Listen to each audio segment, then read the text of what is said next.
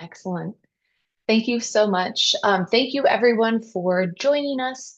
As you noticed, this will be recorded and we hope to post this so that it is available to your organizations for you all to share. Today's training is going to focus on House Bill 25-1188, the bill that just passed regarding child abuse and neglect mandate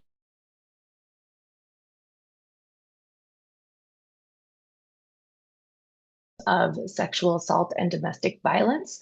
We're not going to review the whole bill and what it means for everyone. We're going to make sure that we focus on what it means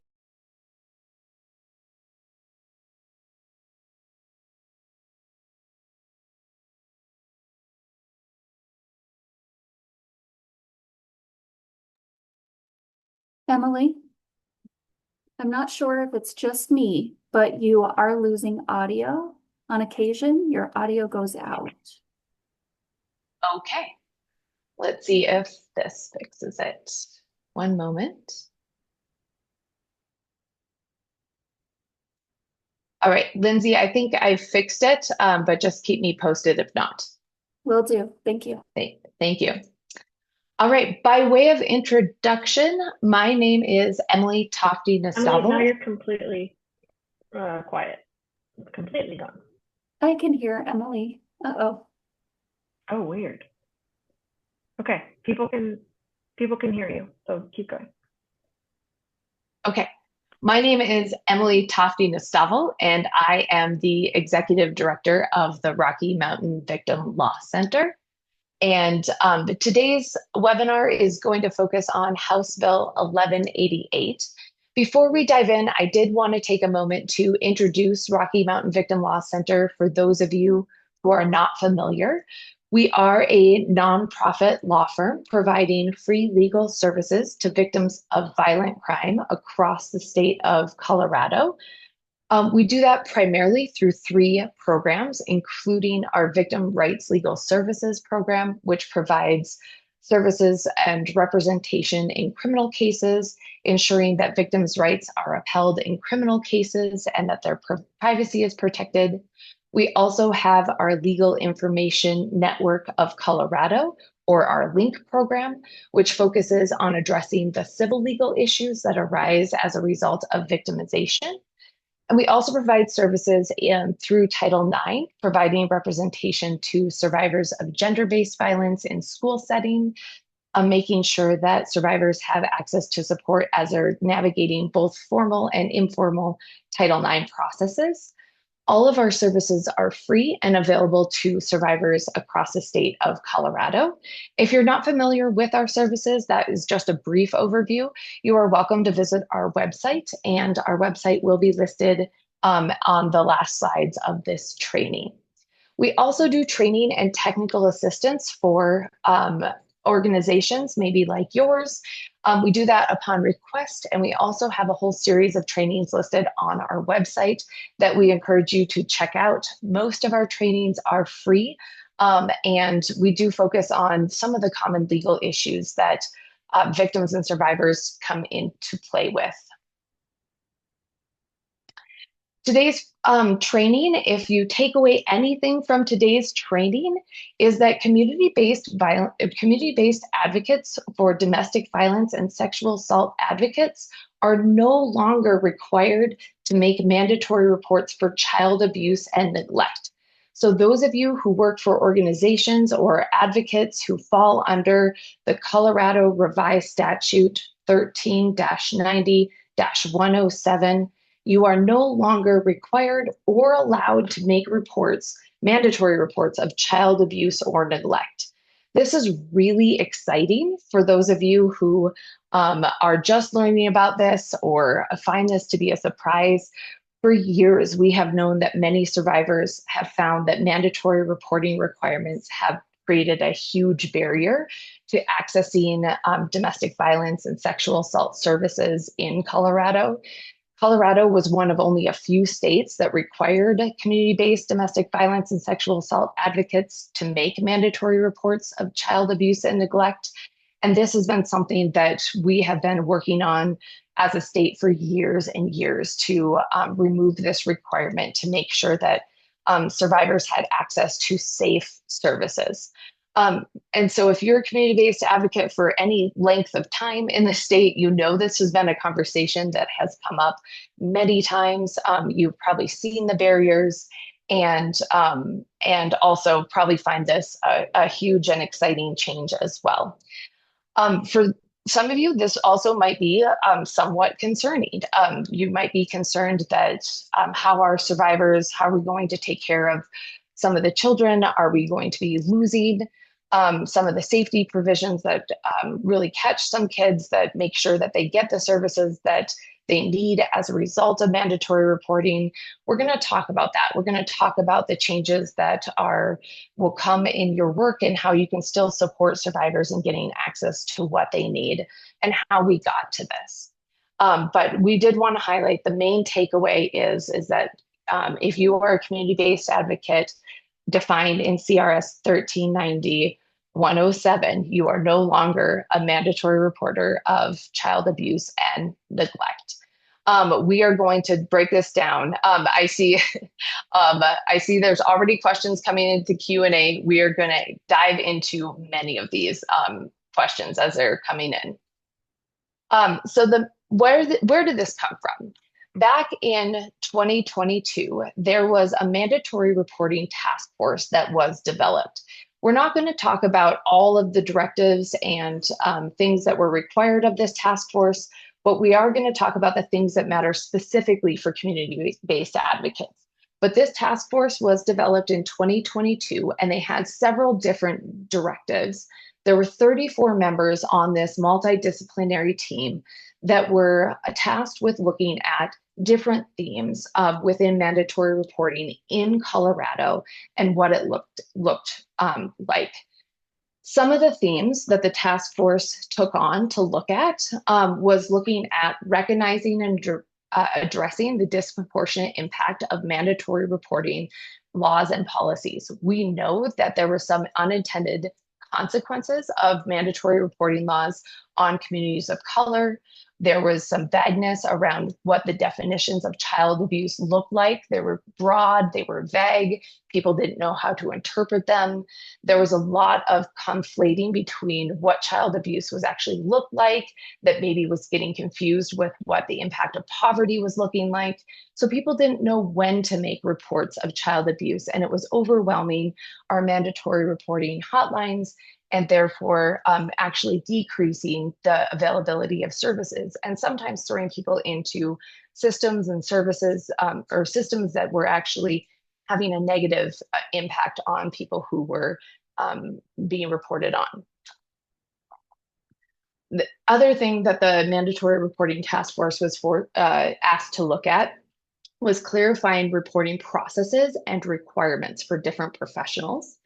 They were asked to look at creating and requiring mandatory reporter training because there was confusion among mandatory reporters about what exactly is required, when do we report, how do we report. Also looking at addressing requirements for specialized occupations and what that looks like, and then reviewing and improving data information and collecting information about this. So again, this started in 2022. For many years, this task force met. They had long, robust conversations about what mandatory reporting looked like in Colorado. And they developed a report that came out with several different recommendations and to our legislature about how we could improve what mandatory reporting looks like in Colorado to make sure that we are actually having the intended outcomes for mandatory reporting. And I believe Lindsay is going to put a copy of the link to the report. Again, we're not going to go through the whole report, but I encourage you all to look at the report and read the report because it is excellent, and so much great hard work went into really doing a robust look at what our report. If you do go look at that report, you'll see Directive 7 was a question that said, what requirements should exist for those creating safety plans for victims of domestic violence, sexual assault, or stalking? related to mandatory reporting. The recommendation that came out from the reporting task or the mandatory reporting task force was that we should remove victim advocate as defined in 1390-107, section 1, subsection K, subsection 2, from the list of professions required to act as mandatory reporters. Now, there's a lot of philosophical reasoning behind why this should happen. One, Colorado was one of the only states that required community-based victim advocates to be mandatory reporters.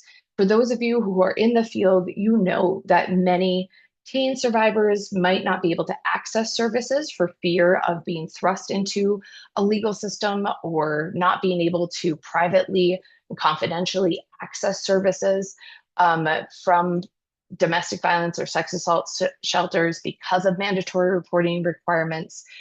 And we also know that shelters often were inaccessible to perhaps parents or guardians of young children for fear of being reported for child abuse or neglect as a result of being a victim of domestic violence.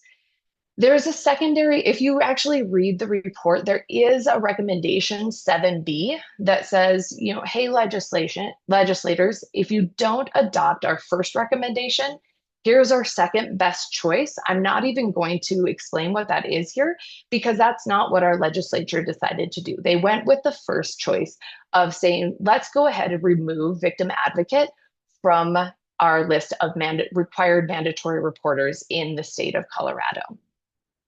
So who does this apply to? Let's talk about that. I keep saying 1390-107. Who is this? So this is a statute that has been in place for many, many years in Colorado that basically outlines who is considered a privileged victim advocate in Colorado. This is what gives victim advocates privileged status in our state. So this is a statute. You can look at it yourself, but it says a victim advocate is a person at a battered women's shelter or rape crisis organization or a comparable community-based advocacy program for victims of domestic violence or sexual assault that does not include an advocate employed by a law enforcement agency. So this is where we kind of abbreviate that to community-based domestic violence or sexual assault community-based program, whose primary function is to render advice, counsel, or assist victims of domestic violence or family violence or sexual assault, who has undergone their training requirements. We know that's different for domestic violence advocates versus sexual assault advocates, and who supervises employees of a program or administers a program. So this encaptures everyone who works at a program, regardless of whether or not they provide direct services or not. Jessica, I see you've raised your hand. I'm going to allow you to talk. Go ahead with your question.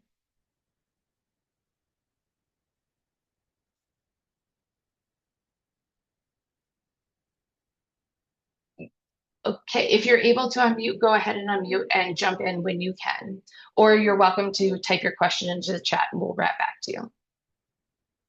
This statute goes on to say, for the purposes of this paragraph, here are the requirements. Sorry, I maybe didn't click over to the correct slide. So here's the statute that you can see what the requirements are. Let me go back there. So many of you probably work at a domestic violence shelter or a rape crisis organization or entity who if you've met these training requirements, then you have what's called community-based victim advocate privilege. That's what allows you to keep your communications confidential. You also may have requirements based on some of the funding that you receive, whether that's under VOCA or DVP or VAWA. Some of those also require you to keep confidential information on behalf of your clients as well. But Colorado is special in that we also have privilege. So advocates have all these great protections that we as record keepers and information keepers for those we serve, we get to keep all of that information privileged and confidential. So what does that mean for the new law? The Mandatory Reporting Task Force made the recommendations, and then it became a bill. The bill was titled House Bill, that's what HB stands for, 25, that stands for the year 2025, dash 1188. That's a nice number that was given to it by our legislature as it went through the process. The title of the bill was the Mandatory Reporter Task Force Recommendations, which then embedded some of the recommendations made by the task force. This bill was signed into law on May 31st and was immediately effective, which is why we're having this webinar today. But immediately this went into effect. So all the changes, once it was signed by our governor, were then required. So on May 31st, victim advocates, community-based victim advocates in Colorado, and also social workers who work under the supervision of an attorney have been removed from the list of mandatory reporters of child abuse and neglect. One of the things that I will say here is that this does not include any requirements for at-risk adult reporting. That might also be a consideration that you might have in your professional capacity. So I just want to clarify that this is really only focused on child abuse and neglect. The bill further goes on to clarify that reporting is only required for those mandatory reporters when they learn of child abuse or neglect in their professional capacity. So this was a question that came up many times for those who are still mandatory reporters, which does not include community-based advocates. But if they learn of child abuse or neglect in their professional capacity, then they're required.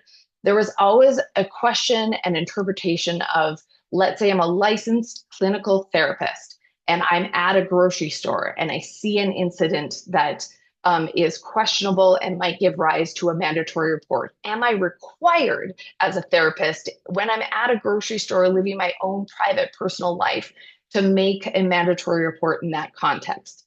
This bill clarifies that no. If I'm out grocery shopping as a licensed therapist, I am not working in my professional capacity, so I'm not required to make a report in that capacity. Again, this doesn't apply to community-based advocates because you're no longer required to report. This also clarifies the timeline for when mandatory reporters must make a report. For those of you, all of us who were community-based advocates and required to make reports previously, you'll know that the statute said that reports were required to be made immediately. That's the old language in the statute. It has now been updated to say that mandatory reports must be made as soon as practicable or within 24 hours of the disclosure. So that's important for you all to know who are still mandatory reporters. I'm going to stop and check in with some of my moderators to see if I have any questions that I can answer at this point. We do have a number of questions, clarification questions. Some of it is specific around, maybe we'll go through like who this applies to. Mm-hmm. So does it apply to employees of community-based domestic violence and sexual assault agencies that do not provide direct services, such as prevention staff? Yes, and we'll get to that. Okay. What if you work at a domestic violence organization as a licensed clinician? It depends on what hat you're wearing in the moment, and we will get to that as well. What about campus-based advocates who meet the training hour requirements under statute? That is a great question, and it depends. Let me think about that for a second. I might need more clarification on what role. Are we talking about higher ed? Are we talking about school-based advocates? And is the role like more about the role? It's higher education. I would assume, unless Christy might clarify, but I would assume like a campus advocate in higher ed. And not acting in a therapist role? Um, yeah, not a therapist, a campus victim advocate. Campus victim advocate? No, not a mandatory reporter anymore. Okay. And before we go any further on that route, to clarify, this is not no longer mandatory reporting is cannot report. It's not just you don't have to. Correct. Okay. Hopefully that's clear. Sorry, there's questions coming in as we speak. Yep. Let's maybe pause there. Let me keep moving forward, and then we can come back and see if some of my further slides help clarify. Okay. Okay. Thanks, Allison. All right. So there's a lot of questions, and this is also, I appreciate the questions. I know this is a big change for a lot of you. So what does this mean for advocates? If you fall under the definition of a community-based advocate as defined under Colorado Revised Statute 13-90-107, subsection 1, subsection K, subsection 2, you may not break privilege to report child abuse and neglect. You can be a safe resource to teen survivors of sexual assault and sexual violence without having to make a mandatory report. And you may continue to be a confidential resource to teen survivors of dating violence. That's not a change. So those of you in the domestic violence field, you know that you were able to be a resource for teenage survivors of dating violence if they were talking to you about violence that they had experienced. But when they started talking about sexual violence, that might have triggered a mandatory report. But just wanted to add that clarification that you can still be a confidential resource for teen dating violence survivors. I'm going to jump into actually some of our frequently asked questions because this might address some of the big questions that are still coming up for folks. And these questions, some of them have been asked of the coalitions. I know that I've worked with both Violence Free Colorado and CCASA to hear what some of the questions they're receiving right now regarding this big change. And they've shared these with me, and we've worked on some of these answers together. So going to share some of these and some of the answers with you all. Question 1, can community-based advocates still make a mandatory report if they are concerned about child abuse and neglect? No, you may not break privilege because you are concerned. Privilege belongs to the victim, not to the advocate. So you cannot unilaterally decide that you are concerned and that you are going to call law enforcement on behalf of someone you're serving. You as an advocate are the holder of the information. You are the record holder, but always a survivor gets to decide what's happening with their information. We often use this analogy of a bank, that the survivor might give you their information, but you are the bank. You hold that information, and a survivor gets to decide how you then share that information with someone else. You are simply the record keeper. So privilege belongs to the victim, not to the advocate, and you never get to make the choice about how you share information without the permission of the survivor. Unless mandatory reporting used to be one of the exceptions to that rule, and now it is legally prohibited that you cannot break privilege. Also, there are protections under VAWA, FIPSA, and VOCA. They all prohibit the disclosure of personally identifying information that has been collected. And so that also is another layer of this that would prohibit you from sharing that information. Question 2. What if I'm working with a survivor who wants me to make a report on their behalf? This comes up very frequently. Sometimes survivors, for their own safety, might ask you to make a report on their behalf because it's safer for you to make a report as a professional than it is for them to make a report. Perhaps it's part of their safety plan. There are lots of different ways to do this, and it does maybe require a little bit of a different approach to your advocacy. You can talk about having a release of information. So your organization might have a form for that already, that you would call, you could get a signed release of information that you could call law enforcement on their behalf and make that report just as you would if you were trying to collect information in any other situation. But you do need a signed release of information along with that informed consent that you probably already do in lots of different scenarios and situations.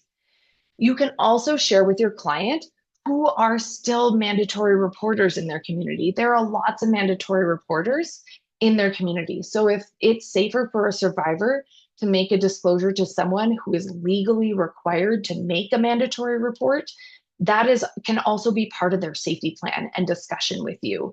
So the only folks that were taken off the list as a mandatory reporter were victim advocates.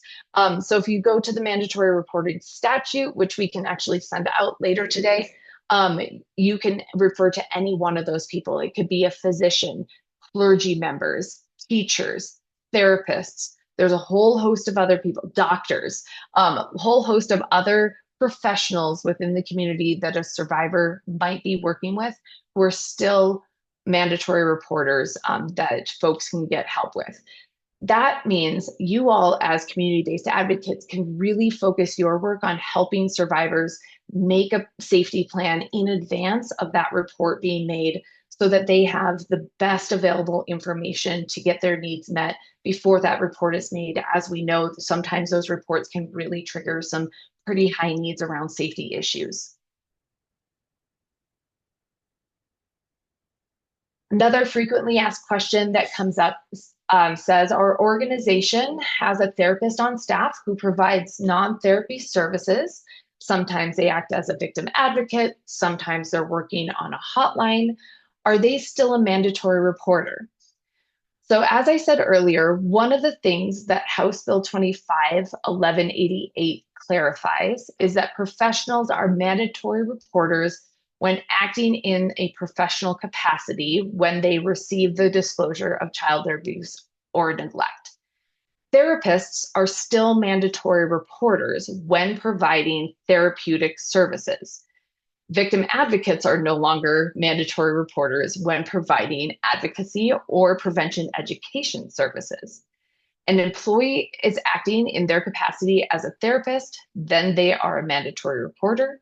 If they are acting in a non-therapy capacity, such as a victim advocate, hotline responder, a prevention educator, then they fall under advocate privilege as long as they have met those hours of training criteria under the 1390-107 that we talked about earlier. Therapists, if you have licensure, we strongly encourage you to check in with your licensure board and your ethics for any additional considerations when making a determination about mandatory reporting when you're wearing those additional hats. That's pretty important, probably if you're holding a licensure and how you make those decisions. But generally speaking, if you're acting in a role as a victim advocate, you are no longer allowed to break privilege for making a report of child abuse or neglect. Another frequently asked question, are prevention educators working in schools who receive disclosures of sexual violence from students mandatory reporters? The answer is no. Paid or unpaid or employees of your organizations who meet the trainee requirements that we discussed already have privilege and are no longer mandatory reporters of child abuse or neglect. Another question that we're getting asked is, what are the risks if my organization is still making mandatory reports even though it's not required by law? The risks vary pretty dramatically, kind of depending on the situation. The greatest risk is to the survivor, and that is always our greatest concern as we think about putting survivors first.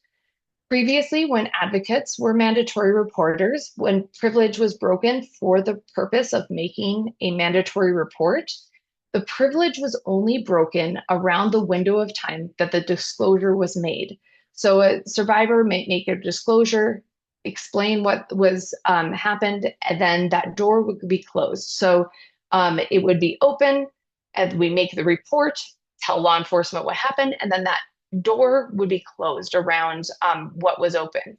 Right now, if you or your organization is still making mandatory reports, even though you're not required, you are breaking privilege, and that's blowing open the door to all of your records. And there is no legal remedy available to survivors to be argued to close that door.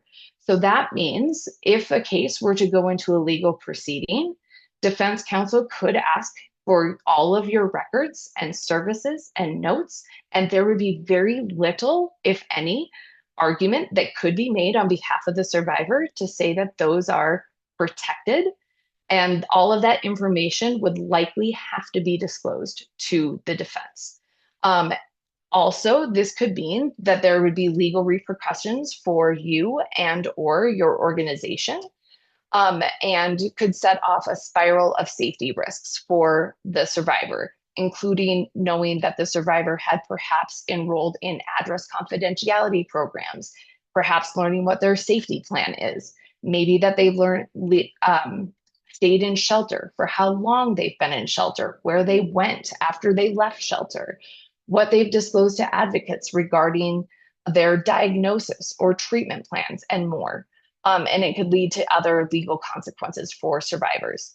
So lots of different things to consider in terms of the risks, and making sure that you are following the law, knowing that this is a big change that literally took place overnight, and making sure that you're responding as quickly as possible. Next question is, what can I do if my organization still has mandatory reporting policies and procedures in place that haven't been changed yet? We know that changes take a lot of time. And sometimes those in leadership aren't aware that these changes have taken place, and it can take time to revise policies and procedures. I would always recommend as raising this as an extremely urgent matter to your leadership today. Ask them to send out a memo rescinding the policy while they work on a new implementation plan. I know that both CCASA and Violence Free Colorado and DVP are all working together to create sample policies and additional training and guidance. But in the meantime, it's very important that if you fall under that privilege statute that we keep talking about, that you immediately stop making mandatory reports for child abuse and neglect, and that it's not optional. So, and know that there are pretty high risks that if you keep doing it for survivors and possibly your organization. Another question, who else can help me answer questions regarding this? Of course, Rocky Mountain Victim Law Center is available, but some of your best resources are going to be the Colorado Coalition Against Sexual Assault and Violence Free Colorado. They're amazing resources. They worked so hard on this bill and on the task force. DVP is also a great resource. And we all work together frequently to make sure that you all have things available to you. But we did want to push out a lot of this information as quickly as possible, knowing that this change really took place over a month ago now, and wanting to make sure that you all had some access to this information as we're all quickly adapting to this information and big change. Those are the questions that I had teed up for this. Allison, again, I will turn to you, or Rachel. I know you're both helping moderate some of the questions that come in. What do you have? There's still some confusion around not required versus not allowed. So maybe clarifying that. You are not legally allowed to break privilege without expressed written consent from your client. On the written consent piece, there are questions about the age of consent for a minor to sign a release of information. That's a great question. I actually don't know the answer to that off the top of my head. I would welcome you to email us that question and we can let you know. Thanks. And then a clarification that this does not impact elder abuse. Correct. This is specifically for child abuse and neglect. Couple more questions around dual hats. So there were two different questions from an agency that has a domestic violence and sexual assault program, but also a children's advocacy center. And the Children's Advocacy Center, there's some shared staff between the two, administrative staff, and wondering if those folks are mandatory reporters or not. And then the other piece is that some of the Child Advocacy Center staff take on-call hotline shifts after hours, and wondering if, because they're in a professional capacity, but not necessarily CAC capacity, are they required to report or not? If they fall under this definition, under 1390-107, then they would not be required or allowed to report legally. And administrative staff, they're not prevention staff, so they would still be mandatory reporters? Not if they, no. If they meet the training requirements, then no. And if they're acting as a victim advocate, then no. Okay.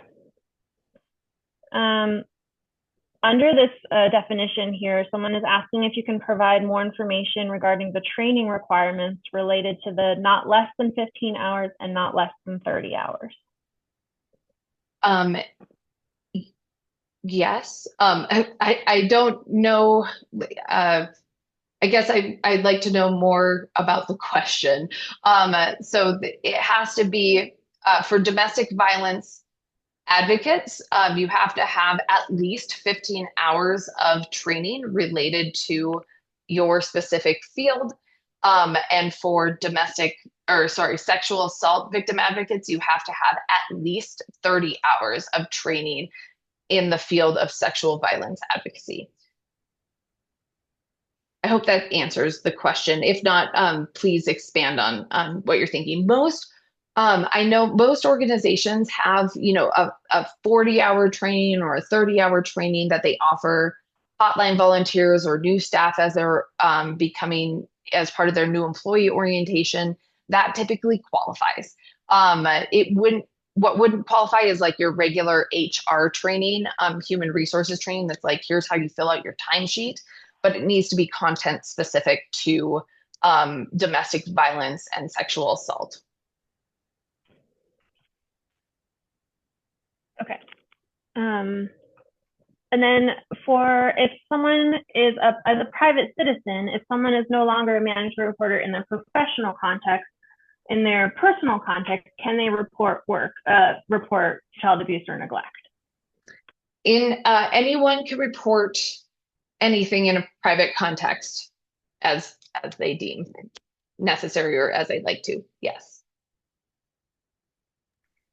A youth recently asked if there is still no mandated report if they share information about self-harm or threats to hurt others or homicidal ideation. Is that correct?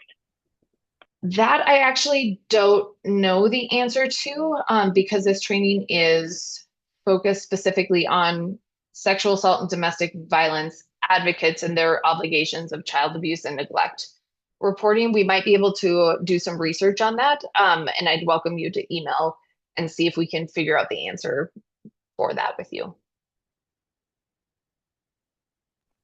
Another specific role, and how can youth advocates working in summer camp settings navigate this? Camp Hope is a national program for youth impacted by interpersonal violence, and all camp staffing is a mandatory reporter. How should this be handled considering all referrals come from confidential advocates? That's a great question. So I think it would come back down to whether or not your youth advocates in the summer camp program fall under this Colorado statute of Colorado Revised Statute 1390-107. And if they're defined as a victim advocate under this statute. So that would be what I would actually turn to look at. I would also, as a national program, I would really recommend that you turn to your general counsel if you have it, to ask them for an interpretation about how you should handle that.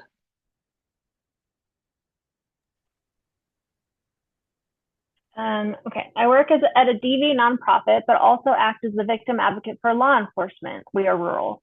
Am I still required to report when I learn of the child abuse through the law enforcement reporting? I would believe so, yes, because nothing is confidential or privileged as a law enforcement advocate. Can I still make a report if I overhear conversation at a domestic violence organization? If you are a victim advocate at a domestic violence organization, you may not make a mandatory report if you overhear And something. if you do not have victim advocacy privilege? I would defer to your supervisor on that, but I would think anyone working within a DV organization falls under the privilege statute or has confidentiality requirements for their VOCA, their funding requirements. So I would think that you sign some kind of confidentiality agreement within the organization, or the organization has confidentiality or privilege agreements that you sign working there or volunteering there. What if a licensed therapist who also did all the required trainings to have privilege in order to be able to work in that setting, I assume that means domestic violence or sexual assault community agency, is providing clinical group supervision to victims advocates? Are they mandatory reporters for all the cases staffed during that time, or not allowed to because of the statute's definition? That seems to be probably the most complicated scenario. In that scenario, if you are a licensed therapist, as a licensed therapist, you are still a mandatory reporter under the mandatory reporting statute. So if you have a reasonable cause to know or suspect that child abuse is happening and have enough information, I would believe that you have to make a mandatory report. I think that would be a tricky question for the organization to determine whether or not that supervision model can continue, because you have different privilege requirements, and whether that rises to the informed consent bar of informed consent, because you don't want to trick your clients into thinking that they have privileged communication with a victim advocate, and then they go into a supervision situation, and then a mandatory report is made without them having proper informed consent about what information they shared and how they're sharing it. That's a great question. A question about, so understanding that if there's a board of an organization that wants to maintain mandated reporting policies, can they require survivors to agree to sign a release of information in order to receive services? You cannot. There are specific requirements under VOCA and VAWA that say you cannot require victims of domestic violence or sexual assault to sign a release of information as a requirement of accessing services. And so, no, your board of directors may not pass that as a policy and still be in compliance with their funding requirements. This one might be similar to the one that you answered just before this, but just wanted to see if you have anything else. What about social work interns who are interning as advocates, but their supervisor is an LCSW, licensed clinical social worker? If they are interning as advocates, they are no longer mandatory reporters. But again, I think that you have a tricky, if I guess the supervisor would be supervising in a role as an advocate at that point, if they're not doing clinical therapeutic supervision. And so that doesn't seem to be a mandatory report in my view. We did have one question that may require additional information to be able to address. It just says, can you address imminent risk? I don't think I have enough information to be able to address that. Okay. So if the person wants to add more to the chat, perhaps I can add more. Yep. We have a different question. or statement. If a staff member witnesses a client abusing a child, are they still prohibited from reporting it under the new law? If they are a victim advocate, correct, they are prohibited from reporting it under the new law. What if a law enforcement advocate volunteers with a community-based organization, same as the therapist? Not same as therapist. If they're at a community-based organization and then they fall under 1390-107 as a community-based advocate while they are performing the functions and duties volunteering at that community-based organization. So they are not allowed to break privilege to report when they are doing their law enforcement duties at their law enforcement job or volunteering at law enforcement, then they are a mandatory reporter. But when they're clocked in under the community-based organization, they are not a mandatory reporter.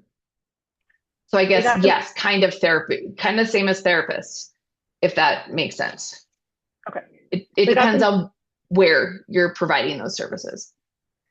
We got some clarification on the imminent risk. So if you know that there is imminent risk to a child, does that change the reporting requirements? It does not. If you are a community-based advocate, you are absolutely prohibited from making a mandatory report unless you have expressed release of information from your client to break privilege. It is an absolute, you cannot. So again, this is where you can put on some of your really great advocacy skills to talk to victims about your concerns and what the benefits of reporting might be, but also recognizing that reporting to law enforcement might actually be more risky to some victims and survivors than it is helpful. And so I think, we've all walked some of those lines and definitely worked with survivors, but you can work with survivors to make their own report. You can work with them to get a signed release of information. You can tell them who else might be a mandatory reporter if they really need someone to make that report on their behalf. But no, even if if you're a community-based victim advocate, even if there's imminent risk, even if you're extremely concerned about the child, you cannot break privilege to make a mandatory report. Question. As a community-based organization with a memorandum of understanding with local law enforcement to meet their Victim Rights Act requirements, we are still bound and cannot report, correct? Correct. I'm not exactly sure what your MOU says, but an MOU would not override your legal requirement to maintain privilege. Regarding the training requirements, are those annual training hours or will a one-time training for staff advocates suffice for the length of their employment? A one-time training has always been our interpretation, and generally that's the interpretation. What we've been also asked, in case this question comes up, if folks should keep documentation that they have met those training requirements. We think that's good practice for folks to keep it. However, most people don't keep those, but it is good to be able to have that in case you're ever questioned as a community-based advocate. Do you have the requisite hours of training? So if you attend a hotline training, keep the certificate of completion. If you attend any kind of follow-up, it's just good to have a little professional folder somewhere in your email. Electronically is fine, just summarizing the training you've had, or if you keep a Word document that has, here's all the trainings that I've attended, that's also sufficient, something that you could sign off and say, yes, I've attended all of these for your own record keeping. Do we know if the hotline employees, I assume this is the mandatory reporting hotline, are screening for advocacy status? I don't think I understand the question. Can you say it again, Allison? So you know the hotline to report child abuse? Yes. Are those employees, and Lisa, if this is not what you were asking, please correct me, but are those employees screening for advocacy status? I don't know, actually. I'm not sure what they screen for on the reporting hotline. Can you require that a client make a mandated report in order to seek therapy services specifically? No. would childcare staff who are contracted to work with clients' children at a community-based DV or SA agency still be considered mandatory reporters if a child discloses abuse or neglect, or the childcare staff witnesses it? Can you rephrase that again? Sorry, Allison, I was trying to read along and then I lost you in the list. Yeah, this is in the Q&A. So I believe these are not victim advocates under statute, but there are childcare staff who are contracted to work with clients' children at a community-based DV/SA agency. Would they still be considered mandatory reporters if a child discloses abuse or neglect, or they witness child abuse or neglect? That's a great question. It depends on, again, if you fall under the domestic violence, sexual assault victim advocate privilege statute. It sounds like from what you're describing that you would not in that hat, but it depends on what the organization considers if you fall under that and if you've met the training requirements. So again, I check in with your organization and see if you have fallen under that. I also see the Q&A that someone asked, has this bill officially been signed or is it still in the reading process? It has been signed and it is in effect as of May 31st. So it's been in effect as of May 31st. Been in effect for a month. So if you've been doing mandatory reports as a community-based domestic violence or sexual assault advocate since May 31st, you have been in violation of statute. Not your fault. Lots of people have probably, this is brand new law. There hasn't been great rollout or implementation about making sure that we all know about this, which is somewhat the purpose of this webinar as well. Organizations that do not primarily serve DV/SA victims, but advocate with children and families and have a mandatory reporting policy, we're still expected to report, correct? I would assume that your organization does not fall under the sexual assault and domestic violence victim advocate privilege statute. And so if I'm wrong, if you do, then you are not a mandatory reporter, but if you do not, then you probably are. Is there a minimum age to keep child abuse confidential? For instance, our policy says that clients over 13 years old can have their own client file that is confidential from parents. However, let's say an 11-year-old discloses sexual abuse they've experienced. Is that still confidential since they're so young? Is it protected from reporting, but should we still be shared with parents? That's a good question. I'd encourage you to actually reach out to us directly because there is some consideration about consent and files and what youth are allowed to consent to and what needs to be shared with a guardian. And those, I don't have those at my fingertips right now, but I know that we've looked those up before. So I would welcome you to, again, email us that question so that we can work through that. And child abuse is abuse of anyone under the age of 18, correct? Yes. So trying to clarify the supervision piece. So if victim advocate interns are supervised by LTCs or LCSWs outside of the DV program, they would not be mandated reporters, but their supervisors would still be?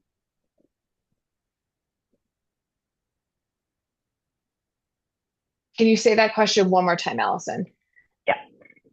If victim advocate interns are supervised by licensed professional counselors or licensed clinical social workers outside of the DV program, so let's say outside, it's an outside program or a graduate school, then the interns can't report, but the supervisors are still mandatory reporters? I want to follow up on that one because I actually don't think the supervisors would be. I think because you're supervising in an advocate position, not in a clinical position. However, I want to actually confirm that and follow up. We'll do a follow-up email to everyone afterwards. Allison, if you could copy that question down so that we have it when we leave, and then we'll send that out in an email in the FAQs after. Yeah, I am also keeping track of the ones that we have not fully answered. Perfect. And we will be sharing some of these questions also with our coalitions as well so that we can get these also into that FAQ document that they're putting together.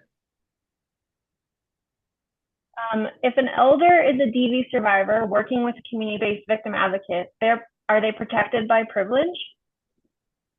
It's a three-part question. That's the first Okay. One. If an elder is a domestic violence survivor working with community-based advocate, yes, the elder.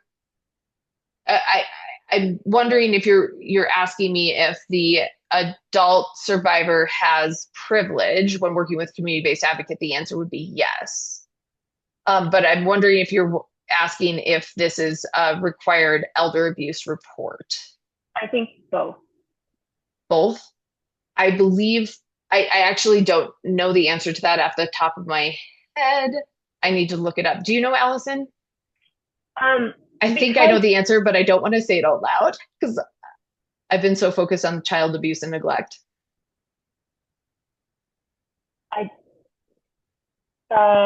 An advocate. No, I don't want to risk answering that one right now. I don't think. Yeah. Okay. We'll keep that one as a follow-up. Doesn't the new law also clarify that individuals who receive disclosures cannot use a third party to make a report, or am I misremembering? This, Emily, might be, I think you mentioned that you could tell them about other mandatory reporters. Yes. But it's not as simple as an advocate who's protected under statute and is not a mandatory reporter cannot use a third party to make a report. I think the issue of privilege still applies. Correct. So as a non-mandatory reporter, like if you're a community-based advocate, you couldn't go to a therapist and say, Jane Doe came to me and told me about child abuse. Can you please report this? But you could talk to Jane Doe and empower her to make the report herself or to talk to her therapist so that she could make the report, that kind of thing. But no, you could not. That would be a breach of privilege to make a disclosure to someone without informed written express consent from the victim or survivor. We are continuing to get some questions around, can you require a report to be made before people can receive services, whether it's therapy or otherwise? So maybe say that one more time. No, you cannot require that a victim report themselves before they obtain services. And I want to just quick flag that it's 12:58, so we're approaching the end of the webinar. Just wanted to make note of that. Thank you, Lindsay. I think we have time for maybe one more. We have a number of questions that we haven't answered. Bree is doing a really great job of fielding some of them in the chat and answering people directly. So thank you, Bree. Thank you, Bree. But if it's helpful, I can compile any of the remaining questions and we can at least see if some of them are joint and if we can issue an answer for them. Yes. We probably have time for one more.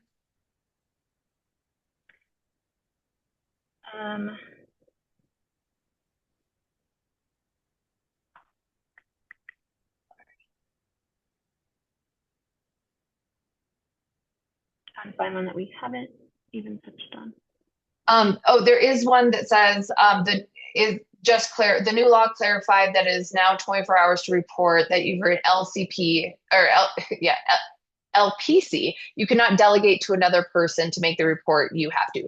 That is correct. The person that received the disclosure has to make the report. It cannot be, your supervisor has to make the report, and it has to be done within as soon as practical. Or within 24 hours. So there is a little bit of time to do some safety planning, but it does need to be done by the individual who received the disclosure. I really appreciate everyone. I know there's a lot of confusion, and we're doing the best we can. I really appreciate all the work our coalitions are doing to create some additional guidance, and we'll continue to share and participate in that conversation, and really appreciate all the work that you're doing for survivors out there and the work on this. We will do a follow-up email and send out the bill number again for you all, along with a survey and the slides. And thank you for attending today and keep up the good work. And before we close the webinar, Lynn, can we make sure to preserve the chat if you haven't already done that so I can go through it? Yep, absolutely. Thank you. Thanks, everyone.